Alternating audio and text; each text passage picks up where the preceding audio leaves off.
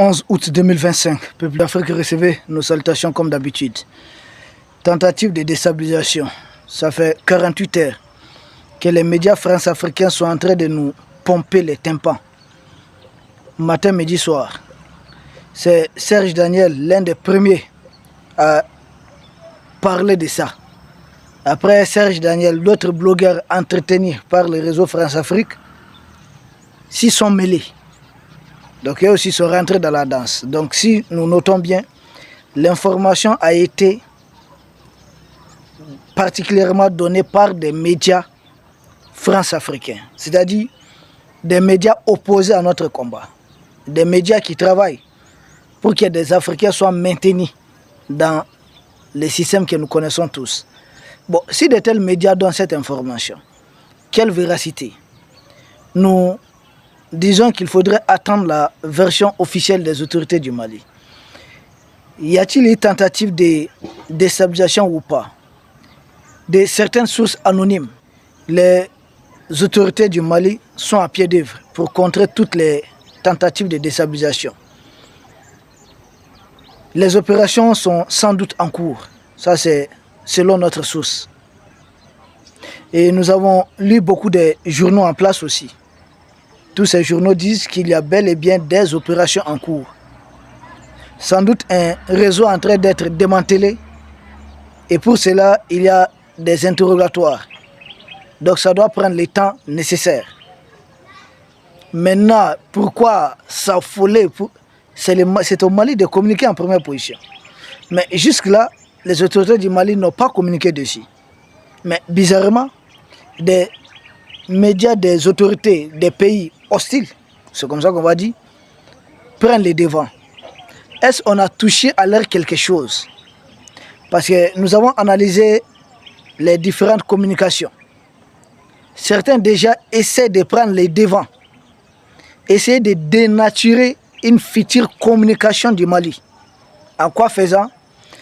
En faisant dire que non, c'est des officiers valables, des officiers comme ça qui ont été arrêtés.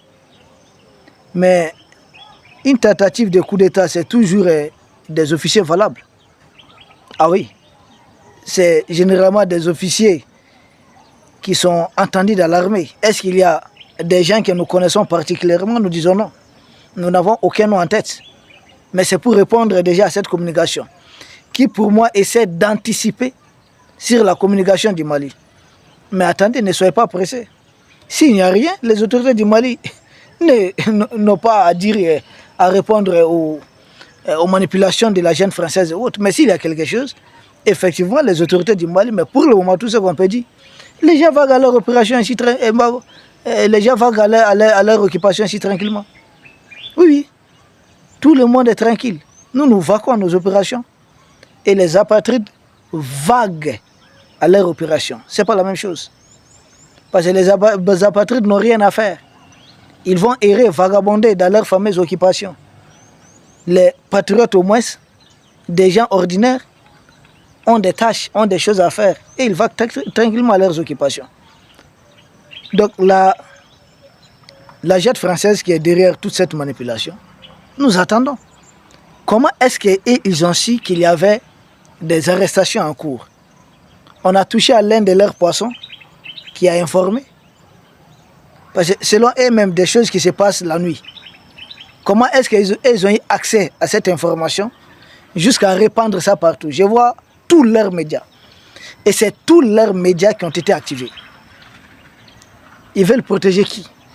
Et dans leur manipulation, ils disent, comme ils ont pour habitude de nous manquer du respect, que les autorités au pouvoir actuellement au Mali sont même arrivées aussi par un coup d'État. J'ai dit, bon, c'est vous qui appelez ça un coup d'État.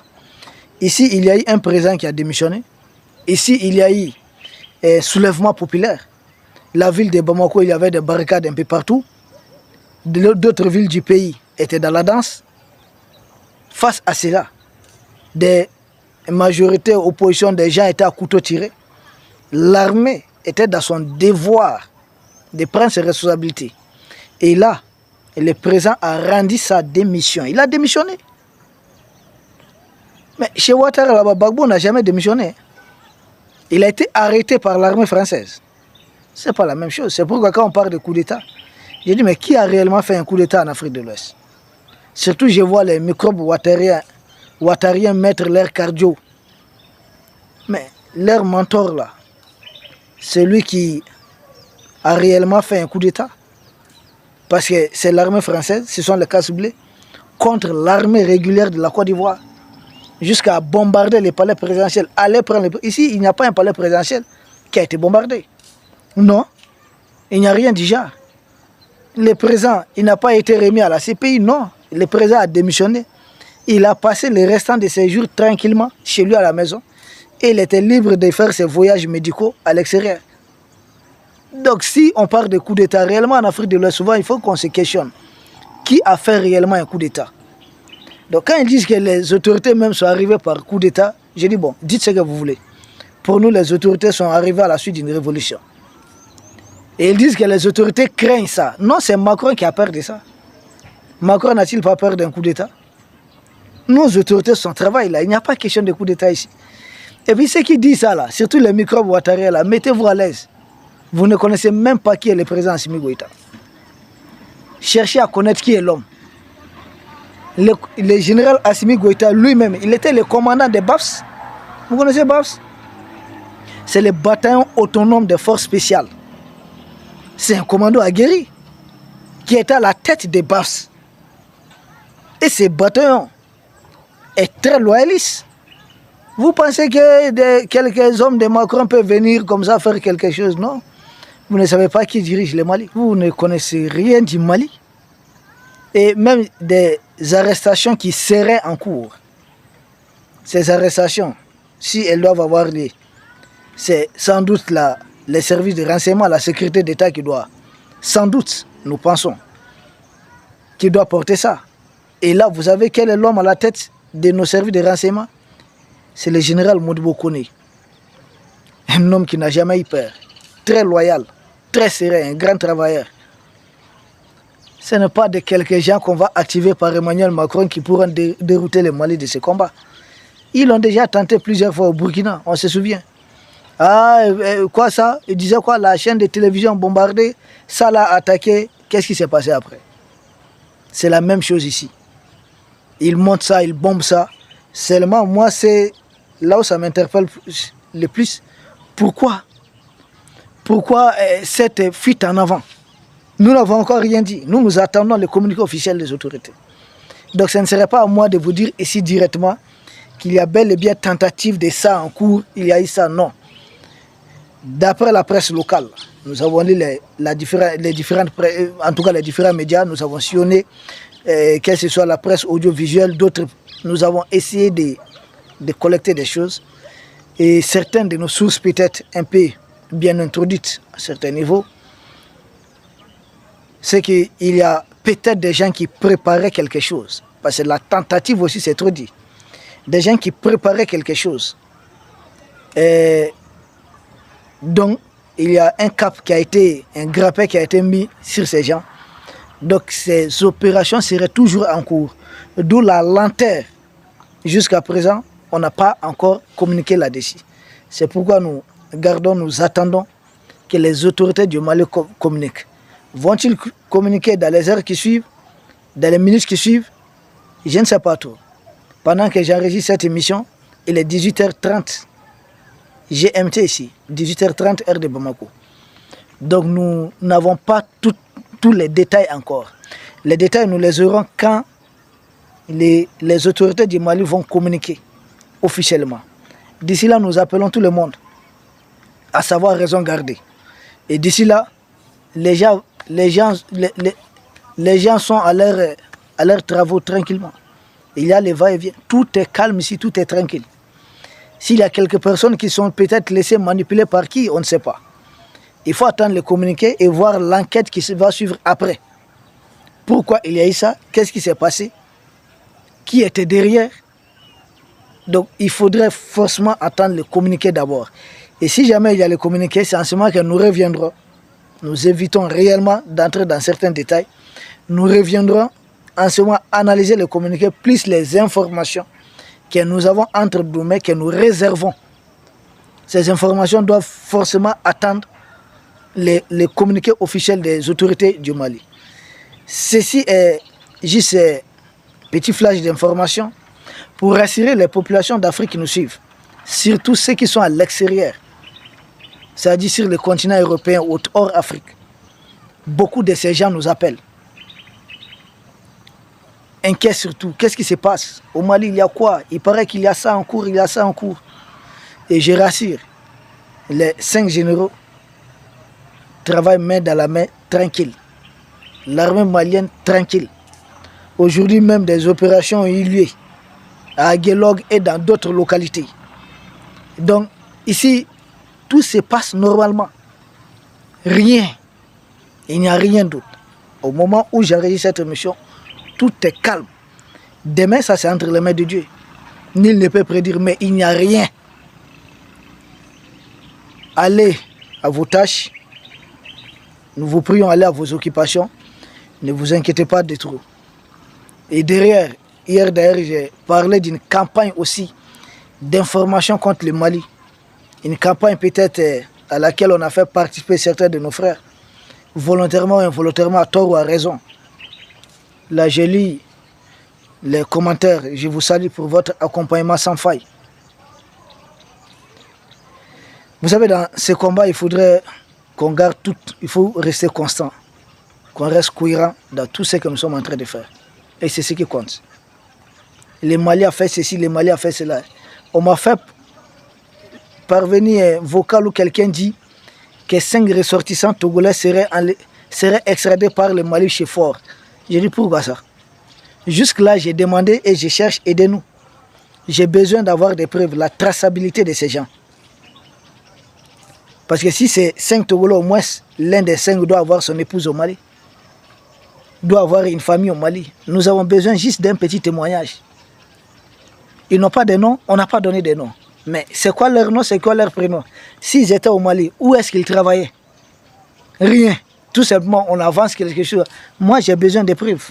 Nous demandons les preuves. S'il n'y en a pas, pourquoi cette désinformation contre le Mali?